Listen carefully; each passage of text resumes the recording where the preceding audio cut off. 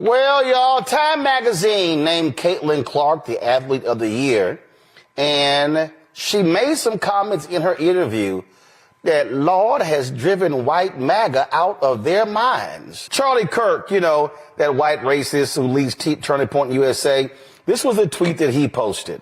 Y'all go ahead and show it. Caitlin Clark is getting very bad advice.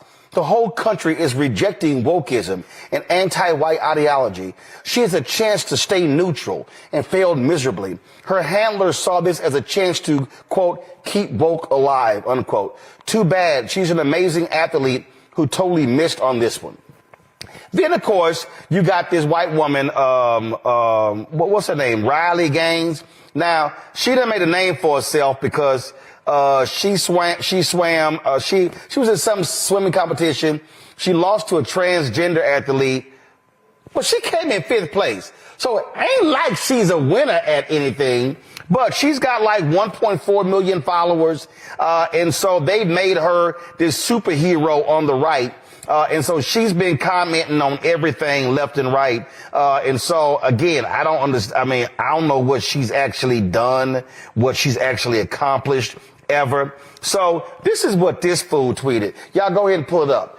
No one was asking for Caitlin Clark to position herself as a right-wing hero. All she needed to do was remain neutral. She's a phenom who inspires countless young girls to play and achieve. So I still have great admiration for her, but she missed the mark on this one. Columnist, author, podcast host Jamal Hill joins me right now. And Lord Jamel, these white folks are beside themselves. Let's just call it. They desperately wanted Caitlin Clark to be the great white. Boy. So we got to continue our coverage of the drama surrounding Caitlin Clark going woke to avoid continuing to get bullied in the WNBA, right? I think that's what's happening, right? I think that Caitlin Clark is surrounded by a bunch of these very woke, very intolerant black women in the WNBA, and she got beat up quite a bit this year, okay, for being a white superstar. And due to her being a white superstar, these black WNBA players are jealous, and they decided to send her a message, okay? And they have been trying to make her bend the knee to the woke altar from day one that she got into the WNBA, okay? And it seems as if Caitlin Clark is finally bending that knee. And this interview right here from the Washington Mystics co-owner, Miss Sheila Johnson, really shows you just how wrong Caitlin Clark is when it comes to bending the knee to individuals who will never accept her as the reason why the WNBA has gained so much popularity, right? They refuse to accept reality. And it doesn't matter what Caitlin Clark says, doesn't matter how much she comes out and she sucks up to them, okay, and she virtue signals her wokeness, there will always be animosity towards her due to the fact that she is white. And this interview right here with the Mystics owner basically proves exactly what I'm talking about here, because she's basically going to say that, hey, you know, I appreciate what Caitlin Clark said, but she is not the reason why the WNBA is doing so well. She basically tries to take credit away from Caitlin Clark. And again, this just makes it even worse in regards to what Caitlin Clark said, because she's trying to appease people who will never be happy with the fact that she is white, she is talented, and she is literally the only reason the WNBA has any future chance of success. So without further ado, let's get into it. It has taken the WNBA almost 28 years to get to the point where we are now. And this year, something clicked with the WNBA, and it's because of the draft of the players that came in. It's just not Caitlin Clark, it's Reese. We have so much talent out there that has been unrecognized, and I don't think we can just pin it on one player. There has been, this phrase has been couch, hasn't it? The Caitlin Clark effect. Why do you think that has been the case? Well, I want to be very diplomatic about this. It's just the structure of the way media plays out race. I'm going to be very honest. I feel really bad because I've seen so many players of color that are equally as talented let's be real. There are no so-called players of color that are equally as talented in the WNBA as Caitlin Clark. Okay, I'm talking about in terms of the same skill set. I guess you can argue that Aja Wilson, as a big woman in the paint, she is a generational talent. Okay, but outside of that, there's no other like WNBA player that is equally talented to Caitlin Clark. So again, you're already witnessing the delusion here. Okay, the cope. This woman clearly is not in touch with the reality of Caitlin Clark and the fact that she overwhelmingly is the reason why the WNBA has any relevance at all today. And they never got the recognition that they should have. And I think right now, it is time for that to happen. So last night, we read Time magazine where Caitlin Clark was named Athlete of the Year. Why couldn't they have put the whole WNBA on that cover and said, the WNBA is the league of the year because of all the talent that we have? Because when you just keep singling out one player, it creates hard feelings. And so now you're starting to hear stories of racism within the WNBA, and I don't want to hear that. We have got to operate and become stronger as a league and respect everybody that's playing. Yeah, so basically what this woman is saying is that despite Caitlin Clark coming out here and bending the knee, she has an issue with the fact that Caitlin Clark won this award, the Athlete of the Year award, as a white player, because apparently that's what causes racism. Highlighting a white player's contributions to the league, okay, and the fact that they overwhelmingly contributed to the league being successful. Like, for example, this video got a community note here that says that 31% of Mystics' total home attendance for the entire 2024 season came from the 2 games versus Caitlin Clark and the Fever. Yeah, so I want you guys to understand, this owner's team, 31% of their total attendance for the entire season was because of Caitlin Clark. But this woman is denying. She's denying that Caitlin Clark is the reason for the WNBA's success. And again, this is despite the fact that Caitlin Clark came out and bit in the knee. Despite the fact that she bit in the knee, this woman is still upset with the fact that she was recognized as a white athlete to be the Athlete of the Year, because that hurts feelings, right? She just said it. She was like, yeah, that hurts the feelings of the black WNBA players. So you have to give them pity awards.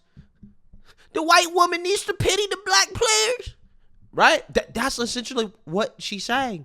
Recognizing a white athlete's statistically documented contributions hurts feelings. Therefore, again, you must pity the black women of WNBA who don't get recognized for their contributions, which are very little, right? Which are very little, okay, to the overall success of the league. The crazy part is that people like this, she doesn't realize how weak she sounds. Again, how this makes black people seem so weak. What happened to the so-called strong black woman? Every time you look, you always hearing about how strong the black woman is. But when it comes to actions, you're always seeing how weak they are, right? They're actually some of the weakest people in this country. How can you be so weak as to have your feelings hurt because a white athlete won an award, right? Gets recognition. Again, it just shows these people can't be pleased. This is why you should not capitulate to these people. They will never be happy until they get what they want, until they get their way. And they're telling you out loud, we want it our way or no way, right? That's what they're telling you. And their talents. You mentioned Time magazine. Yes. And Caitlin Clark has made a point of using that moment to say we need to celebrate the black players in the WNBA and what they have done, and credits them for being so much the foundation of the success of the league. How important is that? If it shouldn't have to be the case. Yeah, she shouldn't have had to say that, but I applaud her for saying it.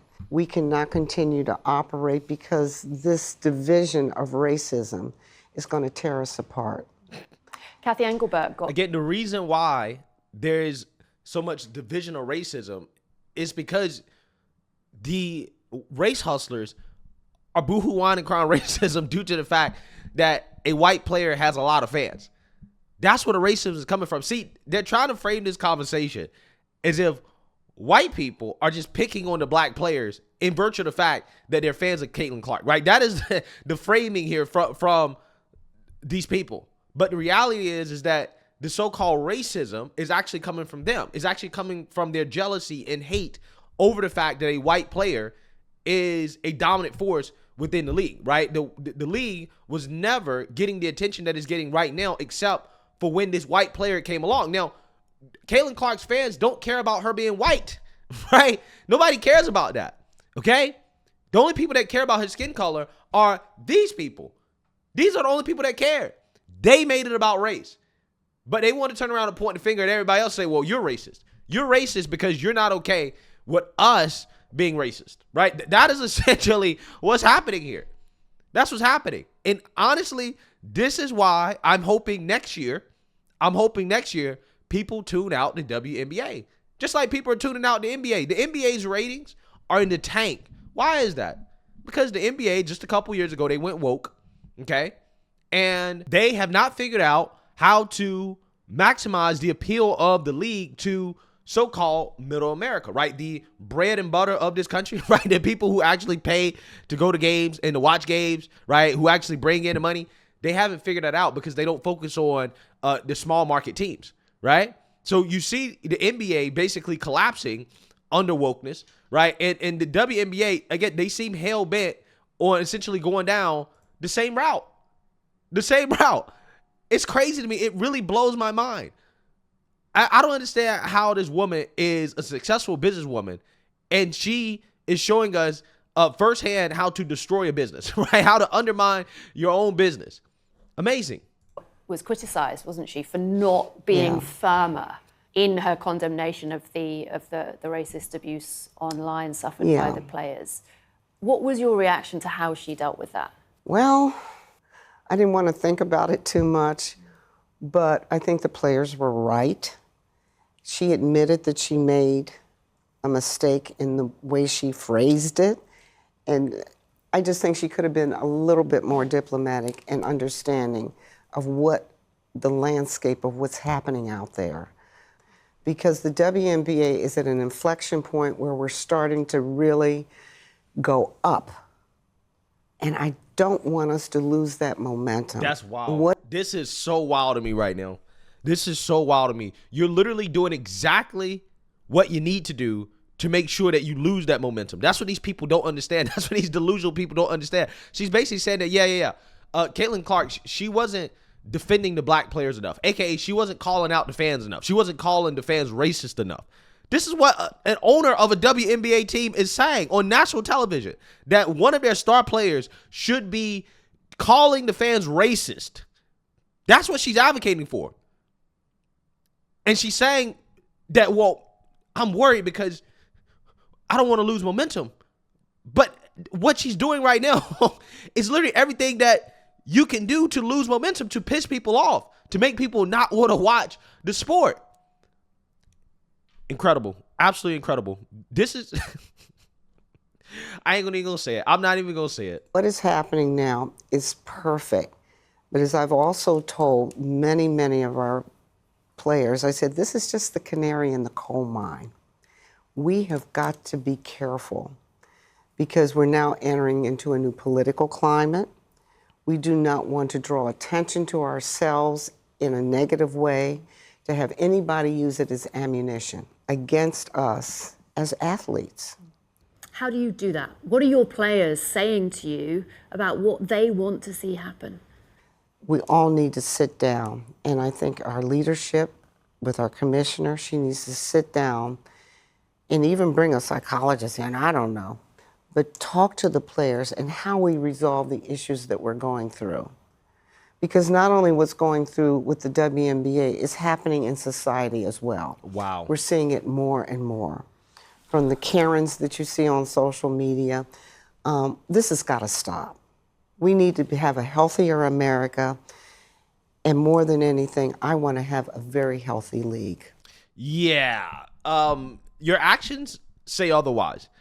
There would be no issue had these players just shut up and dribble, right? Had these players just shut up and dribble, there would be no issue. If you weren't out here basically bullying a WNBA player because she's white and then turn around and saying that, well, you need to call the fans racist. If you weren't doing that, right? If you just played the game, then you wouldn't even have to worry about this.